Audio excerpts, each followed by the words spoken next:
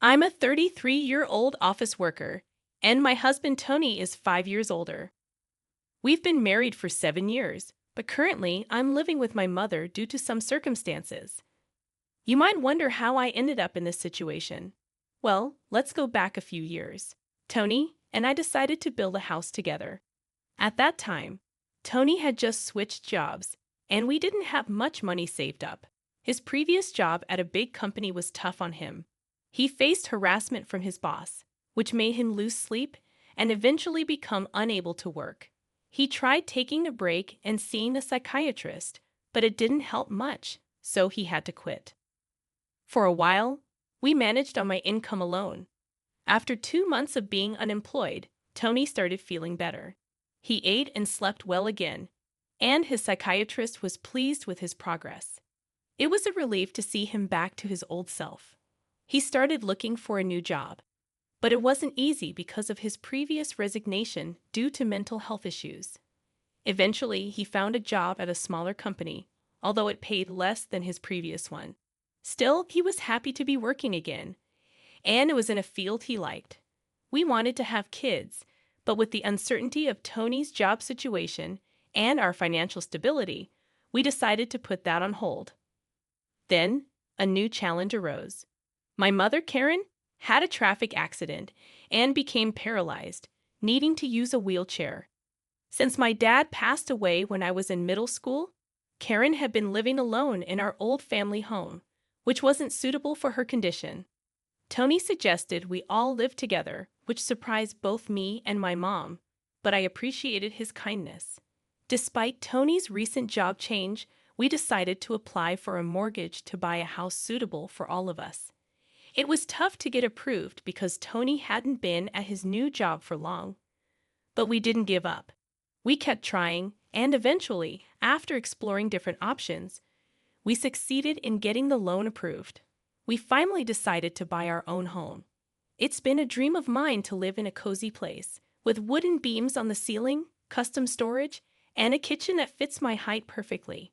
We wanted a spacious, wheelchair-friendly, single-story house, and we were excited for it to be finished. We visited the construction site often, eagerly awaiting its completion. When it was done, we were thrilled. The house even had a big yard where my mom, who's been feeling hesitant to go out since her accident, could enjoy the sun. But there was one problem. The land where we built our house was a gift from Tony's grandfather, who loved him dearly. Sadly, he got diagnosed with cancer, and he decided to divide his assets among his family. Tony got the biggest plot of land, but it was just a short walk from his family's home. When we told them my mom would be moving in with us, Tony's sister and mother weren't happy.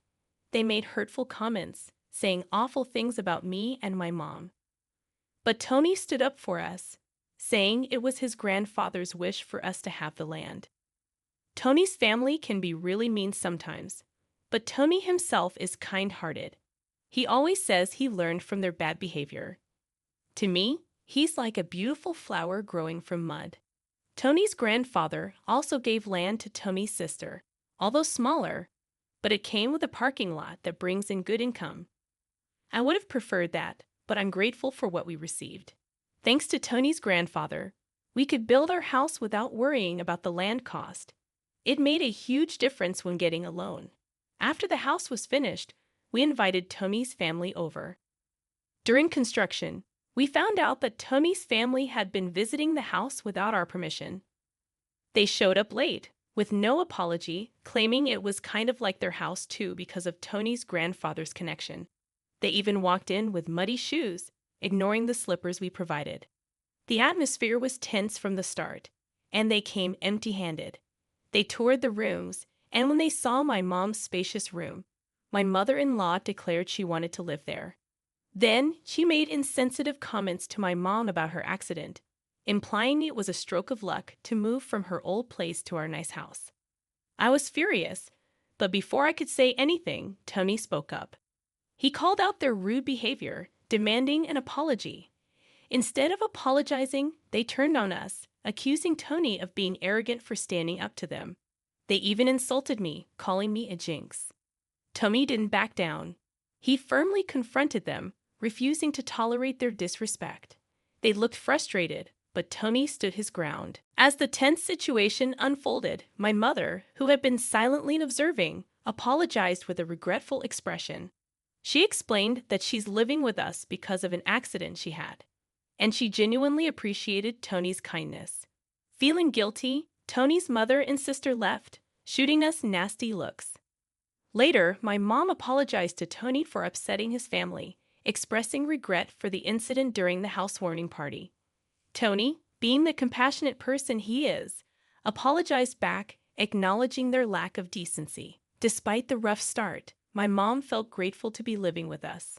4 months passed, and we started settling into our new home. My mom began to smile more, and our neighbors, who knew Tony since childhood, were kind to us.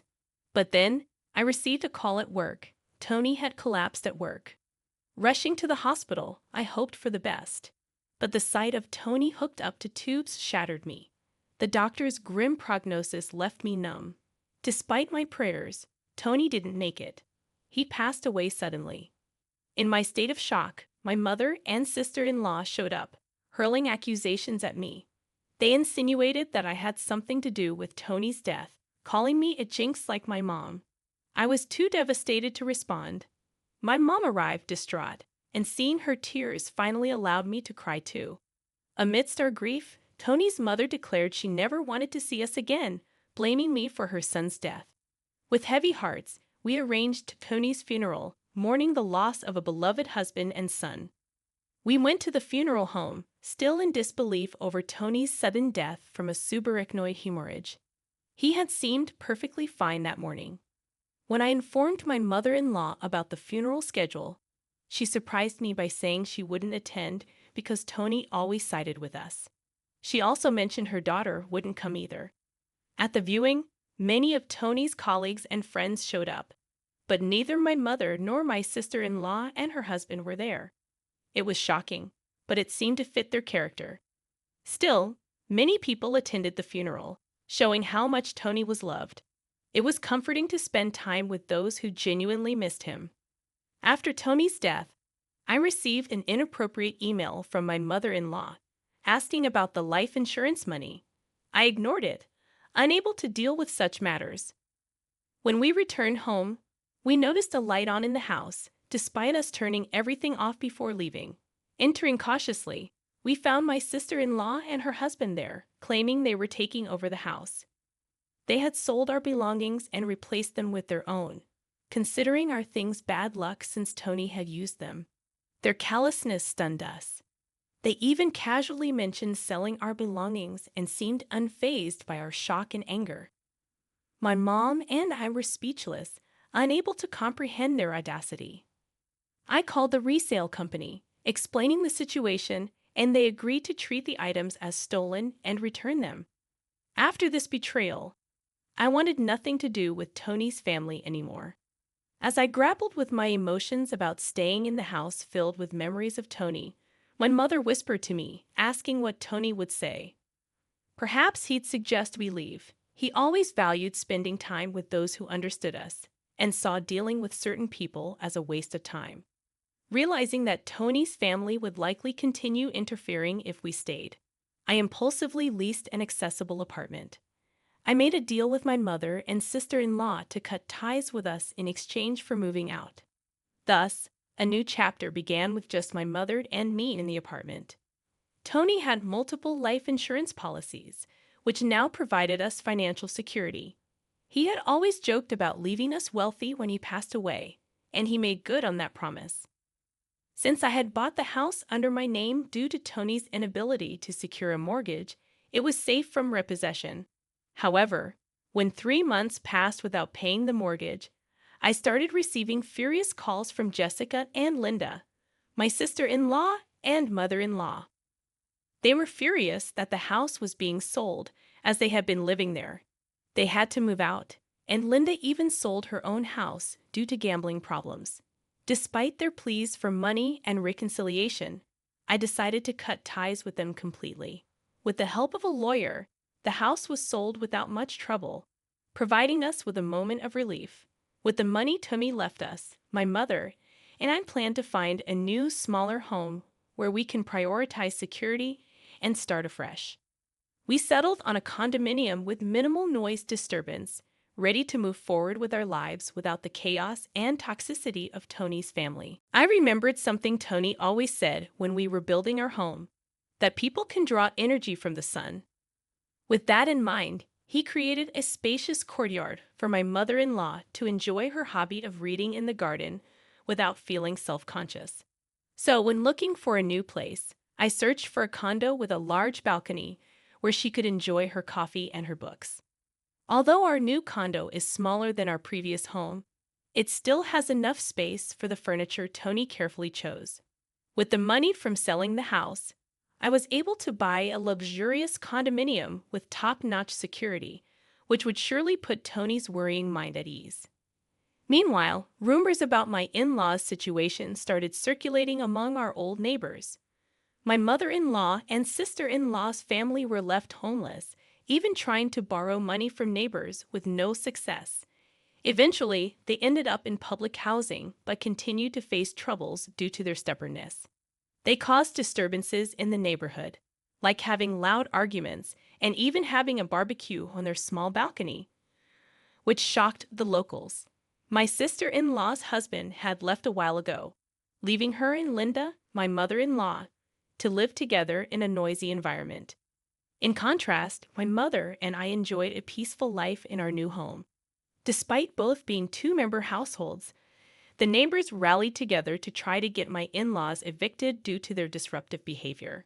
It's a clear example that causing trouble won't win you any favor anywhere. I just want to live peacefully and quietly, away from the embarrassment of my estranged family. I believe Tony is watching over us. So from now on, I'll live my life without causing trouble to others and strive to live not just for myself, but also for Tony's memory.